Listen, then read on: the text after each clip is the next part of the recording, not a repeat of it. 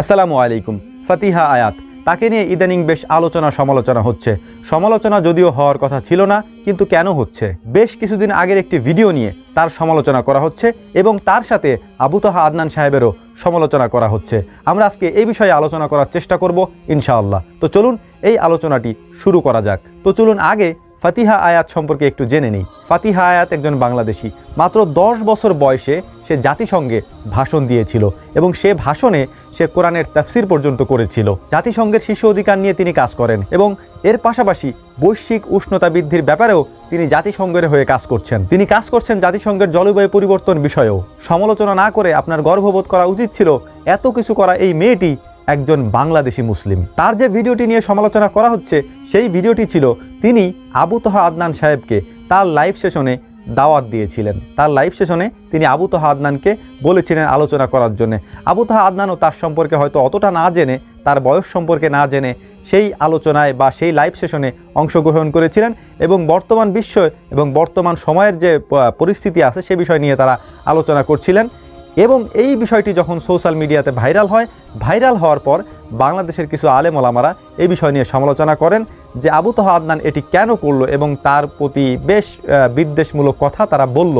এটা আবু তাহা আদনান বলেই সম্ভব। এর কারণ হচ্ছে আমি যে গতকালকে না পরশুদিন যেন রাজকাহনে ডিবিসিতে একটা প্রোগ্রাম দেখছিলাম, সেটা হচ্ছে মুফতি ফয়জুল্লাহর, এবং সেখানে একজন নারী উপস্থাপিকা ছিলেন, আমি তার নাম নিচ্ছি না। এরপরে আমরা দেখেছিলাম কয়েকজন নাস্তিকের সাথে আল্লামা মামুনুল হকের একটি ডিবেট হয়েছিল, একটি টক শো হয়েছিল, সেখানেও একজন মহিলা বসা ছিলেন উপস্থাপিকা হিসাবে।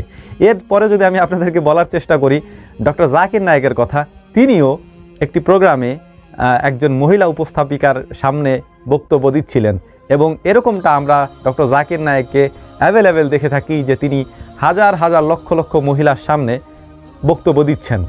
এটা নতুন কিছু না, এটা পুরাতন বিষয়। কিন্তু যখন আল্লামা মামুনুল হক মুফতি ফয়জুল্লাহর ব্যাপারে আপনি চোখ বন্ধ করে থাকেন তখন আসলে ব্যাপারটা খারাপ লাগে, কারণ আপনাকে আমরাও ভালোবাসি। তো আল্লাহ তাআলা এই বিষয়গুলো আমাদেরকে বোঝার তৌফিক দান করুন, কারণ আমি নিজেদের ব্যাপারে চোখ বন্ধ করে রাখবো, অন্যটার ব্যাপারে চোখ খুলে আমি সমালোচনা করব, এটা মনে হয় ঠিক না। যদিও এই বিষয়টা আপনি যদি ইসলামের দৃষ্টিকোণ থেকে বলেন, ফাতিহা আয়াত সম্পর্কে আপনি একটু জেনে নেবেন।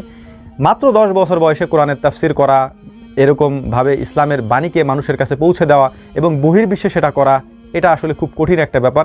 আমাদের প্রশংসাই করা উচিত ছিল তার সম্পর্কে, কিন্তু অজ্ঞতাবশত হয়তো আমরা সমালোচনাও করে বসেছি। হয়তো আমার এই বক্তব্য নিয়েও কাল সমালোচনা হতে পারে কোনো এক ওয়াজের মঞ্চে বা কোনো এক ওয়াজের মাহফিলে। স্বাভাবিক, এটা অস্বাভাবিক কিছুই না, কারণ আমরা হয়তো আমাদের দৃষ্টিকোণ থেকে জিনিসগুলো দেখার চেষ্টা করি, আমরা সমসাময়িক বিষয়টাকে চিন্তা করার চেষ্টা করি না। চেষ্টা করা উচিত আসলেই। আমরা যারা পড়াশোনা করি বা একটু গবেষণা করার চেষ্টা করি তাদের এই বিষয়ে জানা থাকা উচিত, কারণ এখন বর্তমান বিশ্বে এই বিষয়গুলি দিবালোকের ন্যায় স্পষ্ট হয়ে গেছে। কারণ এখন ইসলাম যেহেতু মানাই যাচ্ছে না, সেখানে যখন একটু করে কেউ মানার চেষ্টা করছে আমরা তাদেরকে অ্যাপ্রিশিয়েট করার চেষ্টা করি। আশা করি আমার কথাগুলি বুঝতে পেরেছেন। আল্লাহ তাআলা এগুলো আমাদেরকে বোঝার তৌফিক দান করুন। ওয়া মা তাওফীকি ইল্লা বিল্লাহ। নাসরুম মিনাল্লাহি ফাতহুন কারীব ওয়া আখিরু দাওয়ানা আনিল হামদুলিল্লাহি রাব্বিল আলামিন। আসসালামু আলাইকুম ওয়া রাহমাতুল্লাহি তাআলা ওয়া বারাকাতুহু।